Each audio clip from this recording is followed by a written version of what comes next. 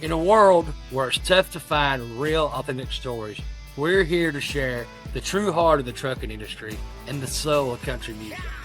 We're going to dive into the life on the road and capture the essence of small town America, from behind the scenes of NASCAR to the brotherhood of truckers.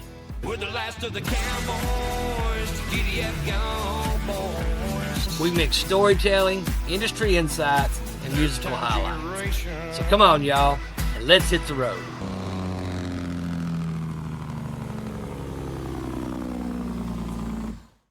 Hey, everybody, welcome to the Road Show with Tony Justice and friends. It's always good to see you guys. We appreciate you tuning in. Today, we've got just a super awesome guest. I am a huge fan of Ruby Leigh's. She was, on The Voice, and she's just enriched in country music and always has ever since she was a little kid. I've reading her bio and just so much family values intertwined within your music. It's just wholesome, it's real, and there's not a lot of that out there these days. So welcome to the show, Ruby. Thank you for coming on. Where you at today? I see you're in the car. Start telling them where you're running to. You stay so busy. Well, I'm in the car right now. I just sent my mom and my sister into the store to grab some stuff. But we're going to Nashville tomorrow, and we're going to be there doing some recording. So, Nice. So where do you record at in Nashville? I don't have a set place that I go to. It depends on, kind of the vibe that I'm going for. So there's a couple different places I'm going to. Yeah, I know recordings come with all the technology and the computers. We went from using the Ruckus Room the last few albums to I was in Nashville a few weeks ago recording a couple of singles and new ones that I'm going to be having coming out later next year. And we were actually in a basement of a guy's house, and he's got all the equipment and just got some incredible sound out of there. So, a lot of times people think you're going to Nashville to record and they imagine these big studios. That's not always necessarily the case, but you can't hear the difference if you didn't know. Oh, yeah. So many incredibly talented people down there that can run that stuff. It just blows my mind how much talent's in that town. So anyway, let's get. Of course, most everybody know you've been on The Voice and you had a lot of success there, and you're keeping that success going. But let's give the folks a chance to get to know you a little bit. I know you're from Foley, Missouri, which is a little northwest of St. Louis, up 79, if I'm not mistaken. Like you're going toward Hannibal. Yes. But a pretty good way south of Hannibal. I used to deliver some freight out there, pretty close to you guys, up down there by the. It's not a Bass Pro Shop, but it's another big outdoor store there. I can't remember the name of it. Cabela's? Yes, it's over by Cabela's. There's an industrial park right Hey. there just beside it, and they used to deliver in there. But yeah, a little small town. Sounds like my kind of place. Population 101 people.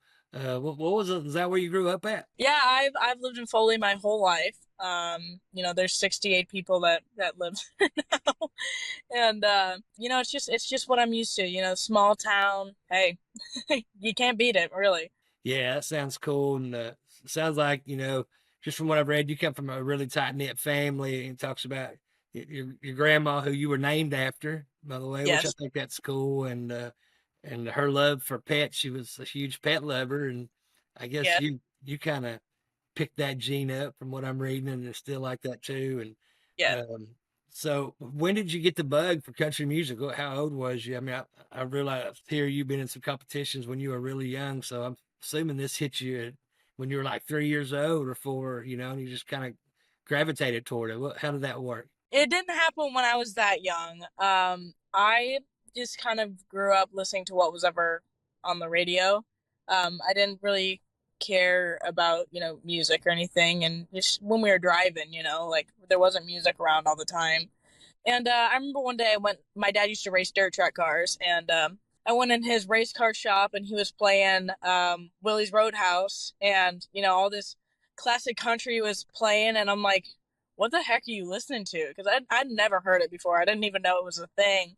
My dad was like, my music is real music. It tells a story, so you have to listen to the story before you hear the beautiful music.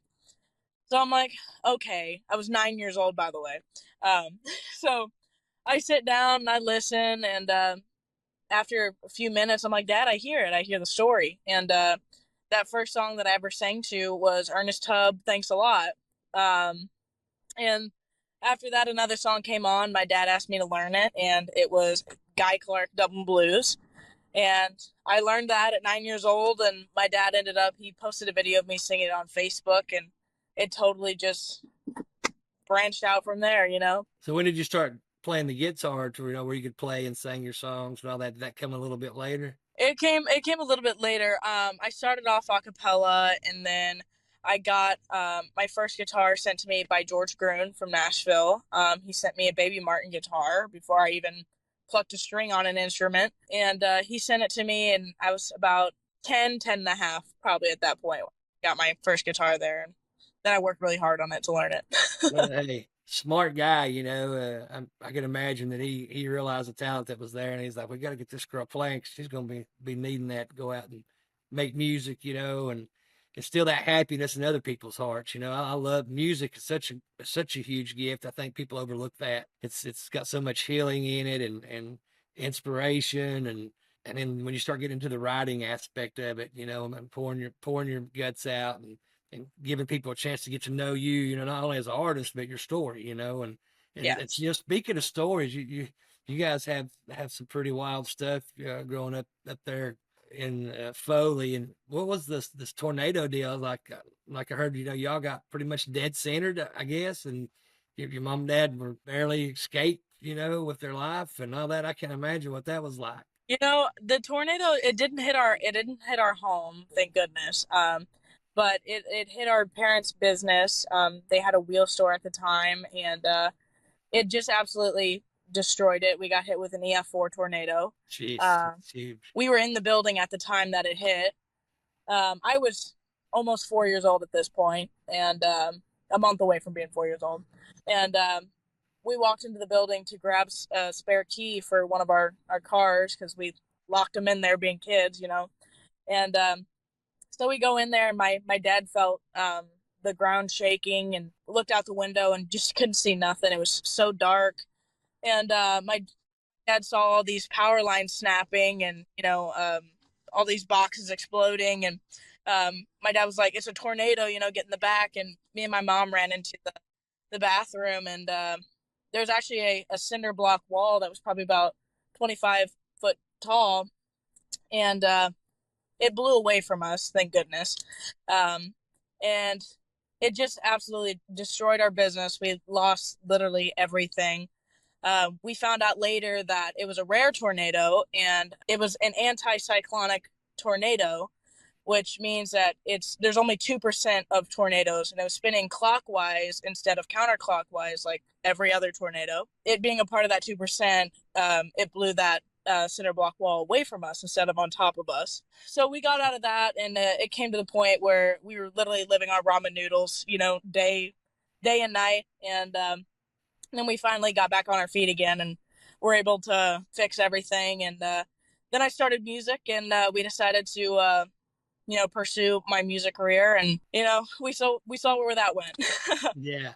Well, God has a way of I always say, with every disaster or bad thing that happens in a family, it always ends up bringing them closer together. And I think that's God's way of just smacking the devil back and say, here, take that. You thought you Yeah. was going to cause a lot of destruction here, but now look what you created. You got a stronger, tighter knit family, and appreciate each other more. Don't take each other for granted. Cause hell, any moment, any day, someone could not be here that we love. And, it's good to hear those success stories coming out on the other side of that. So, and I want to meet your dad sometime because it sounds like me and him got a lot in common. I used to piddle around with dirt track cars here in East Tennessee, and I actually bought Jimmy Owens, which is a World Outlaws late model driver. Yeah. Jimmy, he's from Newport, just 20 minutes down the road here, and Scott Bloomquist, he passed away. He's over in Mooresville, which is 30 minutes down the road. So I grew up around all them guys and racing. So I got to definitely get up with your dad sometime and share some stories. So that'd be fun. Yeah. Oh yeah. Yeah. They're awesome drivers, by the way, too. Oh yeah, no doubt about it. Yeah, when Jimmy moved up to open the modifieds, he had a super stock. He said that to me. He took the motor out. It had everything except for the seat and the motor and the radiator. So I had to buy 3 things, put in there. We went racing, and that thing handled. LD Ollinger and them are pretty big buddies. LD is a NASCAR driver, sponsored by Detroit Gaskets back in the day. And LD helped him and his brother Kurt set those cars up for these tracks around here. And they would ride that high side, keep them RPMs buzzed up, man. And they didn't take nothing out of that car. And I didn't have a good motor, but hell, I could run in the top 3 about every weekend just because I just set up on that high side and never bogged my motor down coming up off the corner. So anyway, this ain't about me, but you're talking about racing, man. I get lit up. So, well, listen, we're gonna take a short break. Give our sponsors a chance here to talk about their great products and service. We appreciate everybody tuning in. Make sure you hit the share button. Leave us a comment. We'd love to hear from you guys, and we'll be back to the road show here just in a few minutes. There are folks out here who still take pride in their everyday ride. Low profilers, million milers, chicken lights, and chrome stylers. The ones who do whatever it takes to keep America rolling. Those who know if a job's worth doing, well, it's worth doing right. Full stop. Great products for real people. Based on family and faith, the book, Into the Long White Line, is a must-read journey of a retiring truck driver and cattle hauler reflecting on his life dating back to 1966. Experience the love, the pain, and the untold stories of life on the road. Make sure to add Into the White Line to your reading list today. Hey guys, welcome back to the Road Show with Tony Justice and friends. We're hanging out with Ruby Leigh, runner-up, coming second place on The Voice. She was on Team Reba, and golly, when we wasn't recording, we were talking about this. I'm so jealous. It's so cool. I'm a huge Reba fan, and so, what was that experience like? I hear a lot of different stories about The Voice, and if you have success, that they make you sign stuff, and they make money off of you if you keep doing what you do. Let's just kind of approach that. I kind of feel like, is that a thing, or is that just kind of like a lot of rumors? No, that's a thing. That's true. I can't talk a lot about it. Okay. But yeah, it's just, I mean, between you and me, it's kind of one of those things that you don't really want to win. That's what I've heard. Yeah, I mean, it's great to, say you won something, but it's not worth it. Yeah. And that's kind of like the most I can say on that side of it. Yeah, I get you. I got you. But well, what was it like? That's a huge stage. I've sung in front of a lot of people on a couple occasions, but nothing like that. You was in front of the whole world basically, and not only just TV but social media now and all of that. So, just kind of walk us through if you can. From the audition. And then, and the waiting period, and finding out, hey, we made it to the show, and all the emotions that go with that. Can you just kind of elaborate a little bit on the whole Voice experience? I auditioned for the show through a virtual online call audition. I auditioned as a joke. I didn't think I was actually going to make it. My sister signed me up and did not tell me until 30 minutes before my audition. Fantastic.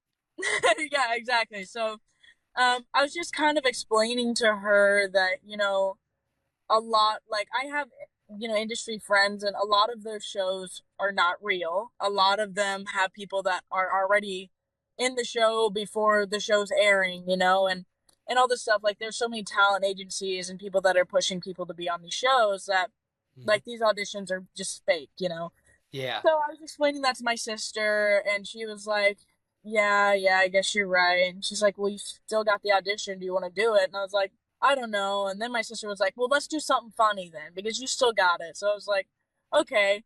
So she had me dress up in like a super country outfit, like nudie suits, if you know what that is. I'm sure you probably do. Yeah. So like nudie suit style, like cowboy hat, like fringe, all this stuff. And I sang an Alice Cooper song as my audition. Because, they're going to look at this video and see all this country stuff and be like, oh, country singer, we already know what's coming. And then out of nowhere, Poison by Alice Cooper. So it was just this big joke. My sister was holding the phone of the lyrics, and we thought it was hilarious. And we sent it in just knowing that they weren't going to accept that. Send it in. 2 hours later, we get an email back, and it's like, congratulations, you made it to the next round of casting.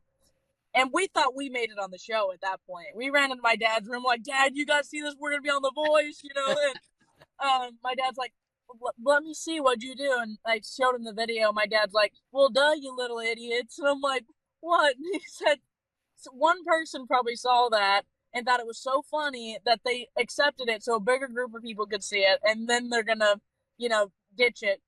And it kept going and going, and then it got to the point where it was the producers that were watching this, and they messaged me and they said, Ruby, we feel like you have a great country voice. Would you mind singing country songs? And I'm like, it's actually my genre. I can do that, actually.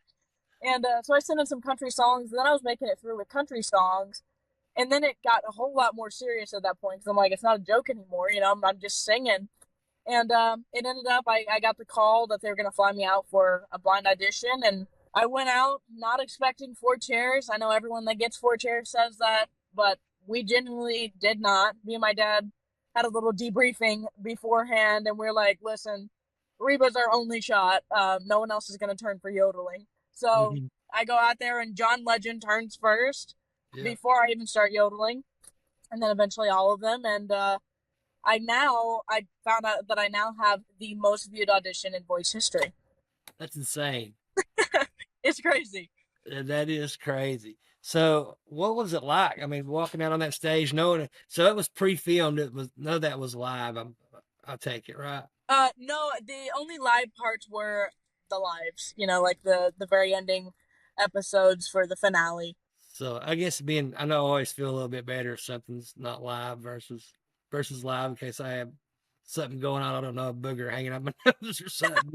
Well, we can edit that. We can go back and do it over again. It gives you a little bit of peace. Or Lord forbid, leave my pants unzipped. It's always something with me. Just ask my wife. Food on my shirt, but so I always like the recording stuff better than I do the live. But the live stuff, does that bother you any, or was you just really comfortable with it? I was really comfortable with it. Like the pre-recorded stuff, you only get one take, unless something goes horribly wrong, like you fall over or something, so I was very comfortable with it. I've already played over 1,000 shows, and going into it, it's just like, this is just another show. It happens to be on TV at this point, so going out, waiting beforehand, what people didn't get to see is the most nerve-wracking part for me is before you go out, those double doors you walk through to get on the stage and whatnot for your audition. I'm standing there, and there's a lady that stands behind this black curtain that does the countdown for the coaches to know that an artist is coming out. So she starts doing it, and I'm getting prepared, and she's like, all right, artist coming to stage in 5, 4, 3, 2, hold. She did that 5 times before I went out. So I'm sitting there, I'm like, am I going out or what? And when the last time she said it, she went all the way through, and I was not ready. And I'm like, hurry up, I'm trying to grab my guitar, and I'm trying to walk out. And so that was kind of the funny part. But yeah, they're telling us, they're like, I just want to let you know, if when you're walking up on the stage and you're trying to get up there, don't fall, because we won't air you. And I'm like, all right, now I have another thing to worry about. So I'm walking up the steps, I'm like really taking my time. You wasn't even thinking about that. Now you're like, oh, now I gotta think about thank you for planting that seed. Exactly. And now it's all you can think about. It's like, don't fall. So you ended up on Team Reba.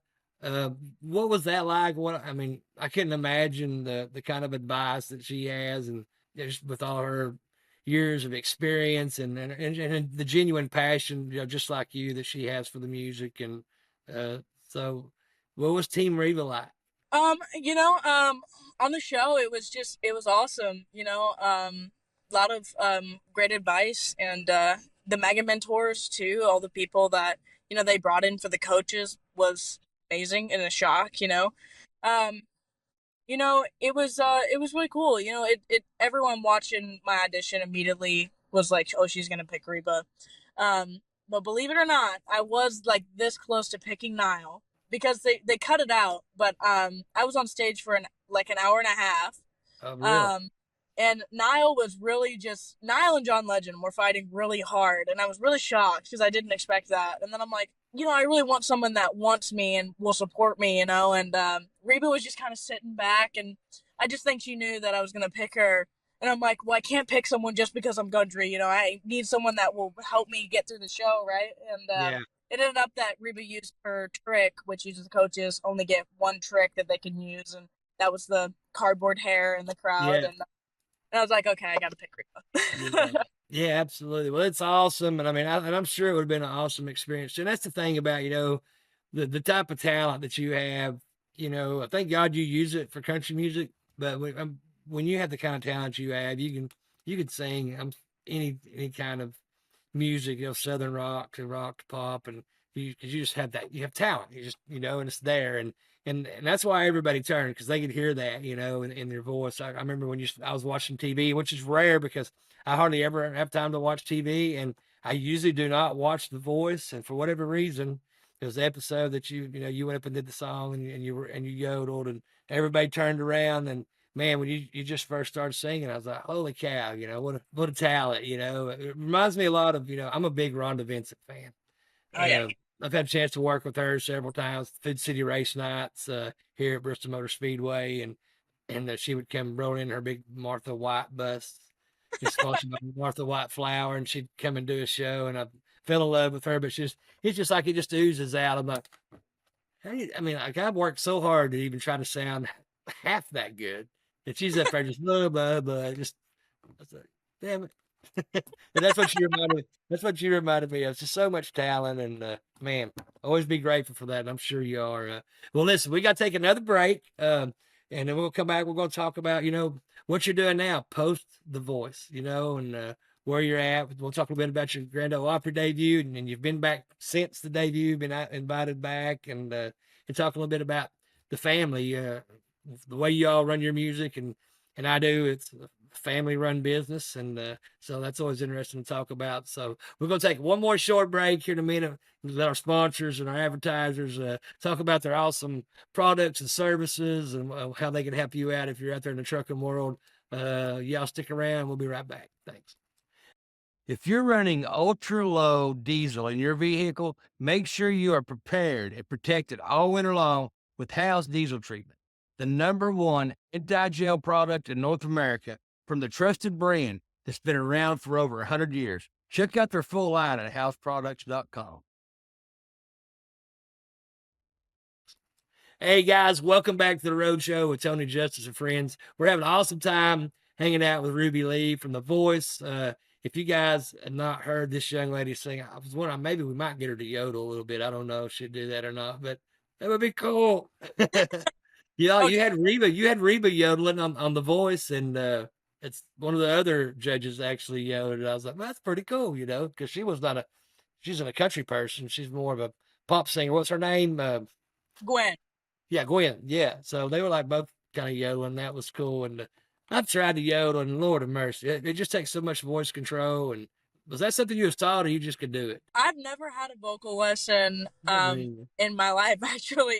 Until I went to The Voice, you had to take them, and yeah, they didn't have any notes, which is a good thing, that I was doing it properly. I taught myself, Well, that's awesome. Well, you talked about going.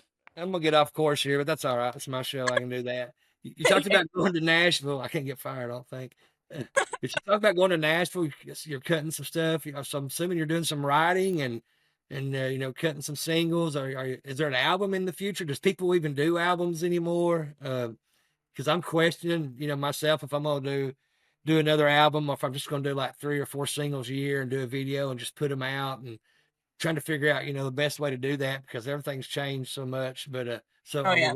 are we working on an album? What you got planned? Hopefully there will be an album here soon. There will be a lot of new singles coming out that we're going to be putting out, and will eventually probably be put on an album. But yeah, I got 5, 6, 7 new singles that are going to be coming out here very soon. That's really what I'm working on here on this trip to Nashville. Very, very cool. And I just want to say too, Ruby, I noticed a lot of your posts, you're definitely a person of faith. Yeah. And you're not ashamed to talk about that. I just want to say thank you for that, because I like to see more of that. And especially, people in your age, you just don't see that a lot. And that says a lot about who you are, how you was raised, your family, and all that. So keep that up. Don't ever stop doing that. That's very cool. Oh, thank you. Yes. So what are we doing now? You come off The Voice. It kind of, launched you in a situation where you had demand. People wanted to book you and have you come out and play. And I know that's cool, but I also know all the work that goes with it and the planning and the people you have to deal with sometimes and like local fairs. Yeah. Yeah, they want you to play for free just because it's in your backyard. But anyway, that's hold on. I got a kick out of that because I've experienced that so many times around here. I'm like, hey, this is, you call it, plumber. Yeah, come. Well, you'll get good PR out of it. Just come fix my damn sink. Don't charge you. Doesn't pay the bills, buddy. But Yeah. but yeah, so you get launched into this demand situation for not only your music, but Ruby, the person, the personality, and you all go back home, and I guess at some point you're like, okay, what do we do now? I mean, like, so what made y'all decide to do this the way you're doing it? It's just mostly your family that runs the day to day of the business. We were talking about how y'all handle your own booking and getting scheduling your stuff to go record and all that. So how did that, what was that realization from The Voice to realize, hey, we can go out here and we can do a lot of shows. We can, finally start bringing in enough money to support our habit, and Yeah. keep doing this and survive in a sink or swim industry, which is, something I've been blessed to do for the last 11 years. So tell us a little bit about that transition and the thoughts that was going through your mind, after, finishing second. Was you totally real like upset about not winning, or how'd you feel when you come out of that and all that was over with? I was not upset about not winning. I felt like I had won at that point, and Yeah. they also said it was the closest vote, in like the history of the show. It's like less than 1% that I didn't win by, and I was not upset because I had so much support, and yeah, I gained so many new followers from it too, which is, obviously Yeah. followers are a huge help. So after that, I was not upset. I love telling people that I lost the voice. It's like my favorite thing to say. And But you you still know, it, got the good voice though. You still got the good. You didn't lose your voice. yeah, Yeah. exactly. Yeah, it was a great launch pad. It's not something that I want to hang my hat on, and just be known as that girl from The Voice, because I feel like Yeah. there's so much more that I can do than just staying on a TV show, Yeah, I was not upset about it. And coming back home, we were just kind of like, getting all our ducks in a row and just kind of like, all right, what are we gonna do now? And we obviously had a lot of people reaching out for shows and whatnot, and it's always been a family business since the beginning, since I was 9 years old. I started playing shows at 11 years old. My first show was 4 hours long, all from memory. And, Yeah. I was 10 years old at that point. And, but I really started doing a lot of shows at about 11. And, so it really became a big family effort. We all have our roles and things that we need to do, and to keep everything rolling, obviously. But it's always been a family effort, and that's what we're planning on sticking to, is keeping the whole family involved in Yeah. whatever we do. Yeah, absolutely. And we everybody that knows us and the music that we do, and it's same thing. It's me and my wife, and it's our daughter Lacey, and there's that, like I said, there's, it's not easy. I mean, there's a lot to it, and there's so many different hats you have to wear, from handling your own social media, booking your own shows. I use a band, so you have all that communication and the Yeah. logistics of getting the band to and from places that you have to deal with, and then trying to find the time to do what I love the most about all this, and that's the writing and the creative side, and then of course the performing, and then you got a business, you got a business side to all this that's terrible pain in the ass. Um, Yeah. that's just like any other business, you got all the government stuff and taxes, and so my hobby turned into a business just Oh, as yours did, and I don't know about you, but we've learned some hard lessons. I had to learn a lot of crap here and delegate, people to come and do the stuff that I can't do, that I was sucking at. So it's a lot, I don't know if people understand it's a lot more than just grabbing your guitar and going on stage, and singing. But man, when you have that family there that loves you and their support, and they keep pushing you on and giving you that confidence. That's what keeps it going. And it's awesome. I'm glad that you and your family are getting to experience this together. That's a rarity in Yeah. this world. So we're a couple of the few getting to do this with our family. I think we're pretty blessed to be getting to work out that way. So okay. So you made your Opry debut. We were talking about this a little earlier, back in when was it? April or May this year? No, I made my Opry debut in August. It was In August. August. Okay, so it wasn't that long ago. Yeah, it wasn't very long ago, and I had a standing ovation, which was Yeah. like, I'm like, oh my gosh. And I had to get an invite back, which was even cooler. And they said it on stage, and when they first said it, I thought he was joking. He was like, "Yeah, you just gotta do us a favor," and I'm like, "Yeah, what is that?" And he's like, "You gotta come back sometime," and I'm like, "Oh yeah, I'd love to," And then I'm walking off stage, and I'm like, "Man, I hope they have me back." And the guy that books the talent, he's back there, and I'm talking to him, and he's like, "All right, well, we need to figure out some dates," and I'm like, "Dates for what?" And he's like, "To have you back," and I'm like, "Oh, that was for real?" And I'm like, I was totally just confused, I guess. But yeah, that was a crazy moment, and Yeah. I always tell people, it's such an honor because I know how much the Opry means, and it's a shame seeing some people that don't, get it, and Yeah. you know, playing there just August 2nd will be a day that I will never forget ever in my entire life, Yeah. and I always tell people that there will never be a stage bigger than the Opry for me. I could play a huge sold out arena, but the Opry would still be, number one on my Yeah. list because I've dreamed of that for so long. And, it's just the holy grail of country music, and Yeah. obviously you understand that. So, yeah, and to be invited back, I just played there again on Halloween, actually, and that was amazing. And Larry Gatlin was a huge fan, and he seemed pretty confident that they would have me back. So hopefully we'll get a third time. Maybe you get, inducted into the, into the, what's it called? With a member of the Grand Ole Opry. That'd be Oh cool. yeah, I think that's yeah. possible. I just wondered, do And, you have to have a number one? I don't think you have to have a number one for that to happen. So, hey. no, I And don't who's think else to so. say one of these new songs ain't going to be a number one? You never know with stuff these days, with social media. And I know we don't, I mean, speaking for myself, I don't have the big labels behind me or the radio promotion teams and all that. It makes it tough. But really, you get the right song out there, you don't have to have all that. Yeah, that's true. So that's what we keep writing for and going and recording and hoping that happens. And, man, I just, I'm so grateful for your talent, for you taking the time to come on here and talk about this stuff. So how can people find you, see where you're playing at, if you're coming close to their town? What do they need to do to find out a little more information so they can come out and experience your show? Well, the first thing, which is the best thing to do, is to give me a follow on my social media. I'm on Facebook, Instagram, TikTok, and YouTube. It's all verified except for YouTube. And it's all under Ruby Leigh Official, and that's RubyLeigh Official.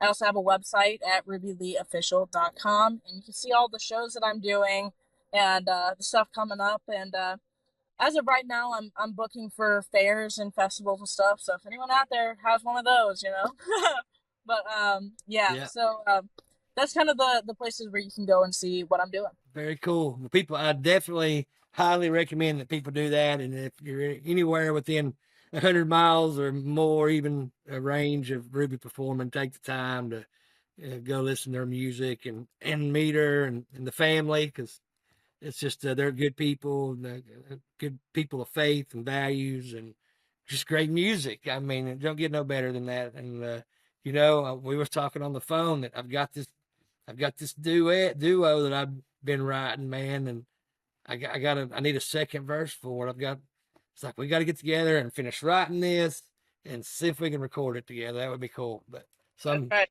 I'm making my official request, but I know how things like this work as well. It's got to be the right song. It's got to fit, be in your wheelhouse and all that. But yeah, I think you're gonna love it. We got to get together sometime when you're coming through, or I'm coming through there, and sit down with a cup of coffee and throw the idea around. All right, well, guys, thank you all for taking the time. Thank your dad for sitting over there patiently while we record this.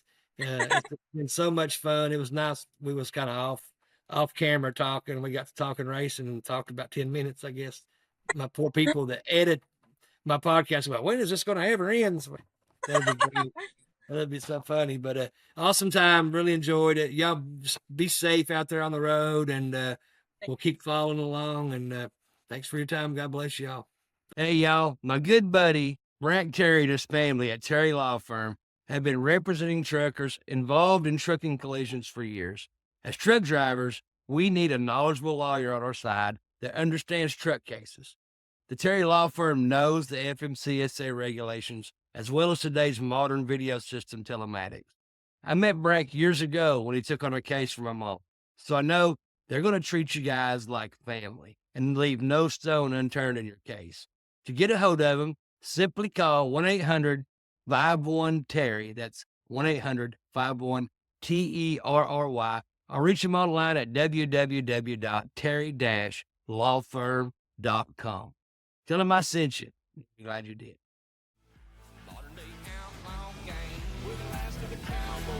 Thanks for tuning in. If you like today's show, then do me a big favor.